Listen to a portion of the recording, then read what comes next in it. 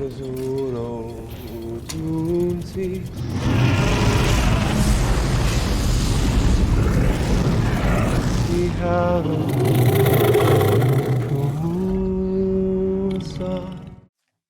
back, everyone. It's Charlie. This will be my new House of the Dragon Season 2 video about all the new characters, or the biggest new characters that are coming to Season 2. A couple of them they teased during Season 1, or we saw briefly, and they'll be much bigger characters during Season 2, and some are just completely new people that we've never heard about before.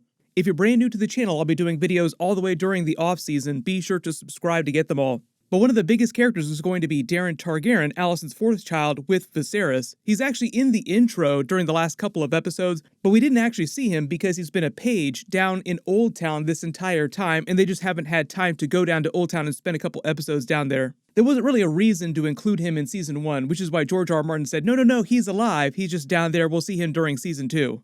The next big one is Maelor Targaryen, the third child of Aegon II and Helaena Targaryen. He's alive because we saw him in the intro scene as well. Same situation as Daeron Targaryen, he was just a very young child. He doesn't have a dragon just because he's not old enough yet, but they do have a dragon egg earmarked for him.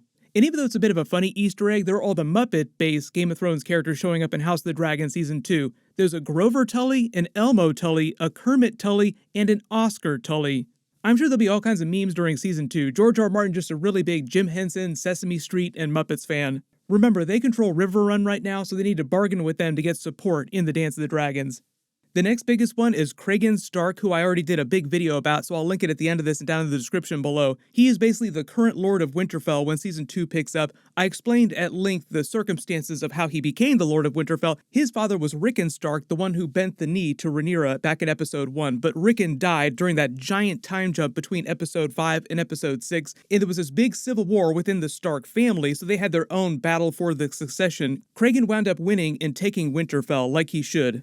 Then there's Sara Snow, his bastard half-sister. I also talked a little bit about her during my video for Cregan Stark. Her story with Jacaerys is a little bit like Rhaegar Targaryen's story with Lyanna Stark and Jon Snow, so just more references back to A Song of Ice and Fire. Because of what Jacaerys winds up doing with Sara Snow, he and Cregan Stark, who he's supposed to get along with, form what they call the Pact of Ice and Fire, which is different from A Song of Ice and Fire, but just a big reference to that.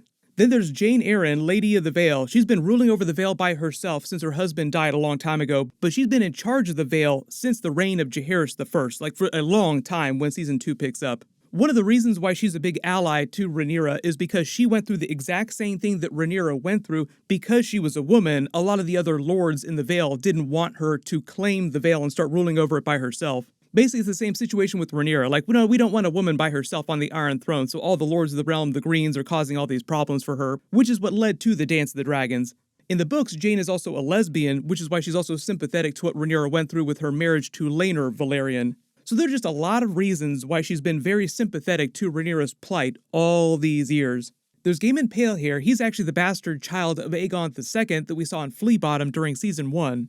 I wouldn't say he's a massive character, but he's still relatively important because this whole idea of who has claims to the throne. There's Sir Perkin the Flea and Trystane Truefire. So Perkin the Flea is just a hedge knight during the events of Dance of the Dragons who winds up using Trystane Truefire, the bastard of Viserys I, Rhaenyra's father. Like I said, as the Dance of the Dragons heats up, there are a lot of bastards with even a little bit of Targaryen blood in their veins who try to make claims to the Iron Throne. There's Gwaine Hightower, Alicent's brother, the person that Daemon destroyed during the tournament in Episode 1. His father, Otto Hightower, uses him in King's Landing as a plant inside the Gold Cloaks to just keep an eye on them and make sure that they don't rebel against the throne. We have all the dragon seeds and the new dragons that they mentioned during Season 1. This is a chart that depicts the lineage of all the dragons, like where all the dragons came from, who laid the dragon eggs. We saw Vermithor briefly at the end of Season 1, but Daemon just rattled off a whole bunch of names. We'll see all those dragons. Some of them are much bigger, much older, but they all roost on Dragonstone, which is why Daemon and Rhaenyra control them. After Vhagar, Vermithor, the one that we saw here, is the biggest, oldest one. He used to be ridden by King Jacaerys I before his death. Silverwing was the dragon that belonged to Alysanne, Jacaerys' wife. Same situation there. She hasn't had a rider since Alysanne died a long time ago. There's Taraxes, baby Joffrey's tiny dragon. Very small. Obviously, Joffrey not going to do a whole lot of fighting because he's so little. Then there's the three wild dragons, Sheepstealer, Cannibal, and Grey Ghost. And you have the bigger dragon seed characters, the characters that have enough Targaryen blood or are bastards in the family and just capable of riding dragons. Probably the biggest, most famous one in the books is Nettles. She's actually a Valyrian bastard who grew up in Spicetown, so it's implied that she's one of the bastards of one of Corlys Velaryon's family members, if not him himself. She winds up riding Sheepstealer, one of the wild dragons. She's a really big character, she's actually fairly interesting, and gets fairly involved with Daemon, so I'm expecting her to be a relatively big character when they introduce her. If you feel like they did Lyanna Velaryon so dirty by skipping so much of her story during her lifetime because of all the time jumps, they kind of make up with that with Nettles' character. There's Hugh and Ulf White, who are both Targaryen bastards that grew up on Dragonstone that are just regular members in their army when the Dance of the Dragons picks up. But because they need all the dragon seeds, they're like, anybody that has any kind of Targaryen blood in your veins, any Valyrian blood, come talk to us. We need dragon riders. So whereas before they would have just been relegated to a life as relatively low-ranking members in the military, they suddenly get giant promotions because they become dragon riders. Hugh winds up being the one to ride Vermithor, and Ulf White winds up being the one to ride Silverwing. There's Addam Velaryon, who's supposed to be the bastard son of Corlys Velaryon, but what they might do is they might change things and just make this a version of Laenor Velaryon using a different name, pretending to be Corlys's bastard, and just being a backdoor for Corlys being able to pass Driftmark and all of his holdings to Laenor, which he wanted to do originally. Because Addam Velaryon in the books is the person who winds up riding Sea Smoke, and what bigger twist would there be than Laenor just coming back pretending to be a bastard, having his head shaved so that nobody completely recognizes who he is, and just takes back up on his old dragon like, oh hey, sorry for the break, sorry I was gone for a little while, but I'm back now. There's the Blood and Cheese characters who get referenced a lot just because what they do winds up being really spoilery, so we'll try to not to talk about it too much. But they're basically ruffians living in Flea Bottom that wind up being used by Mysaria for all kinds of ill purposes and retaliations on the part of Daemon Targaryen.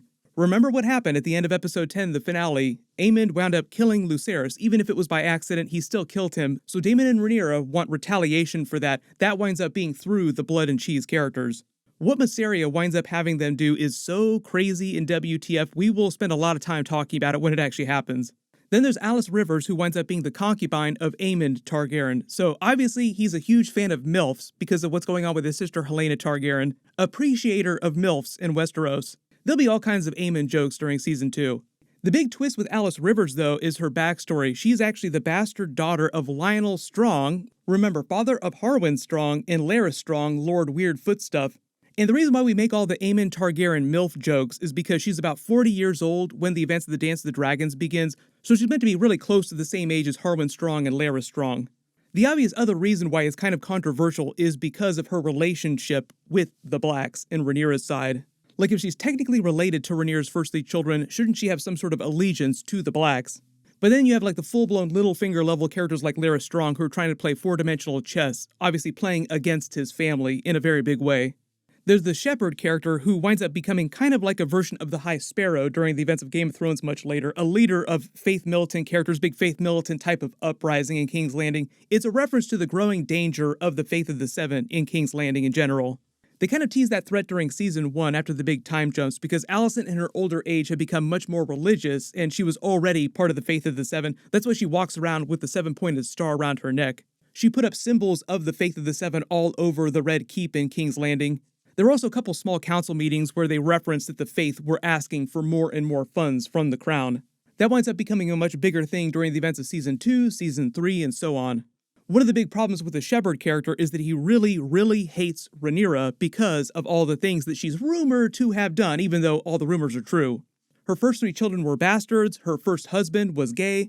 Obviously all things that the Faith of the Seven completely hate. There's the rest of Rhaenyra's Black Council. We already saw most of the rest of the Green Council. Most of the characters that we didn't see at the end of episode 10 that become part of the Black Council are just the lords from along the shoreline here in Blackwater Bay. Some of them will be smaller characters, like if you have a giant room full of people standing around the map table, some of them will be like the character in the background, just kind of standing there without any lines of dialogue. There's the rest of Rhaenyra's Queensguard. She had 2 during episode 10, and the idea is that you're supposed to have 7 at any given time. There's a bunch more minor lordlings of smaller houses in and around the Crown Lands, just because that's where a lot of the conflict takes place. Then because the Blacks basically control all of the eastern seaboard of Westeros, the Greens want more support from the east. That winds up coming in Admiral Shakaro Lohar of Lys, who's an admiral of the Triarchy that winds up supporting them, just to balance out their side with Rhaenyra's, because remember, the Lannisters have this big fleet, but because Corlys Velaryon controls the Stepstones, they're of no use to the Greens. There's some big events that Admiral Jacaerys becomes personally part of. I don't know if they're going to keep those during Season 2 or Season 3, but he will wind up being a much bigger character. He also has a big connection to an Easter egg from back in Episode 3. So if you remember in Episode 3 when they were talking about the troubles that they were having with the Triarchy the first time, when Larys Strong first started infiltrating Alicent's little circle here, mind if I sit down and listen to all the tea that you're pouring? Tell me all of your secrets. The women gossip about one of the daughters from one of the noble houses, House Swan, named Joanna Swan, who winds up being ransomed, but her father didn't care about her and didn't pay the ransom, so she winds up being thrown into a pleasure house in Lys. It's meant to be another example of how Rhaenyra and Alicent basically have to do whatever their fathers tell them to do. Like, you're going to marry this person, you're going to marry that person, and because of their station, because of the way the realm views them, they can't really say anything about it. But the funny thing is that Joanna Swan character that got ransomed to the pleasure house in Lys winds up becoming a very powerful person in her own right, referred to as the Black Swan later, becoming much more of a Mysaria type of character. Which is also kind of what Rhaenyra has been doing this whole time. Also, Alicent tried to take power for herself, even though she's got involved in all that weird foot stuff with Larys Strong. The more powerful Black Swan version of Joanna Swan also winds up being another reference to what's happening with Rhaenyra and Alicent just later in the timeline. Like, the realm didn't care about us before, now we're taking that power back for ourselves. There are probably going to be a couple other relatively minor characters they'll introduce during the season. They might change a couple characters too from the books as well, but when we hear more about that, of course I'll do more videos. But if you have any other big questions about brand new characters during Season 2, just write them below in the comments. I have a bunch more bonus videos planned for the Greens as well, like Aegon II, Aemond Targaryen, all the crazy stuff that's going to be happening. Everyone click here to learn more about what's going on with Cregan Stark and Winterfell during Season 2, and click here for my Episode 10 alternate ending and deleted scenes video. Thank you so much for watching, everyone stay safe, and I'll see you guys in the next one.